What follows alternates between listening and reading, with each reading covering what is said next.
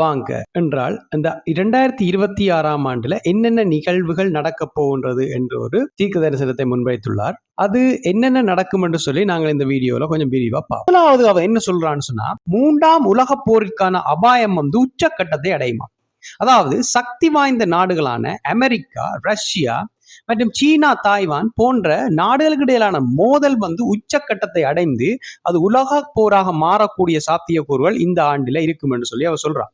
இந்த போர்ல மேற்குலகங்கள் அழிவை சந்திக்கும் என்றும் கீழே தேசங்களுடைய ஆதிக்கம் காணப்படும் என்றும் அவர் சொல்லி, இது எவ்வாறான போர் என்று தெரியவில்லை. சில நேரம் வர்த்தக போரோ அல்லாட்டி உண்மையாகவே உலக போர் தொடங்க போதா அப்படின்னு தெரியல.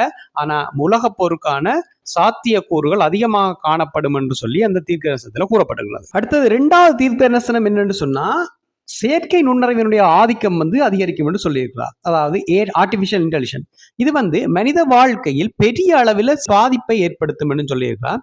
அதே நேரம் வேலை வாய்ப்புகள் பல பேருக்கு இழக்கப்பட்டு அதிலும் பெருந்தொகையான பாதிப்புகளை மனித குலம் சந்திக்கும் என்று சொல்லியிருக்கிறார். அது மட்டும் இல்லாமல் தொழில் சம்பந்தமாக மற்றும் மனித வாழ்வில் முக்கியமான முடிவுகளை செயற்கை நுண்ணறிவே எடுக்கும் என்றும் சொல்லியிருக்கிறார். அதாவது செயற்கை நுண்ணறிவினுடைய ஆதிக்கம் அதிகரிக்கும் என்று சொல்லி இந்த 2வது தீர்க்க தரிசனத்தில் சொல்லப்பட்டிருக்கிறது.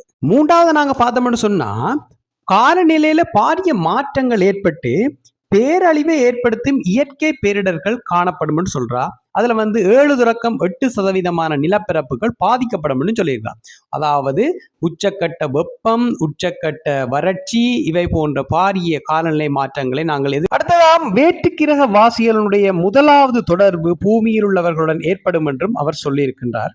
அதைவிட பெரிய ஒரு விண்கலம் ஒன்று பூமியின் வளிமண்டலத்திற்குள் நுழையும் என்றும் அவர் சொல்லியிருக்கிறார். குறிப்பாக இது நவம்பர் மாதத்தில், அதாவது 2026ஆம் ஆண்டு நவம்பர் மாதத்தில் இந்த நுழைவானது காணப்படும் என்றும் சொல்லியிருக்கிறார். ஆனால் விஞ்ஞான ரீதியாக நாசாவோ எந்த நிறுவனமோ இதுவரை இது தொடர்பாக எந்த ஒரு பேச்சுக்களையும் எடுக்கவில்லை. ஆனால் அட்லஸ் 3i என்ற ஒரு பெரிய விண்கலம் ஒன்று தென்படுவதாக அவர்கள் எதிர்கொள்ள வேண்டி இருக்கும் என்று சொல்லியும் அங்கே தீர்க்க தரிசனமாக கூறப்பட்டுள்ளது. கருத்துக்களை வெளியிட்டிருந்தார்கள். சில நேரம் அதைத்தான் இது குறிக்கின்றதோ தெரியவில்லை, பொறுத்திருந்தான் பார்க்க வேண்டும். அடுத்த விடயத்தை நாங்கள் பார்க்கணும் என்று சொன்னால், ரஷ்யாவிலிருந்து ஒருவர் சக்தி வாய்ந்த உலக சக்தியாக மாறுவார் என்று சொல்லியிருக்கிறார்கள். அவரை மக்கள் கடவுளாக பார்ப்பார்களோ அல்லது அவர் உலக விவகாரங்களில் சிறந்து விளங்குவராகவோ இருக்கலாம். ஆனால் அவரை பற்றிய எந்த கால வரையறையோ அல்லது விவரமோ சரியாக கொடுக்கப்படவில்லை.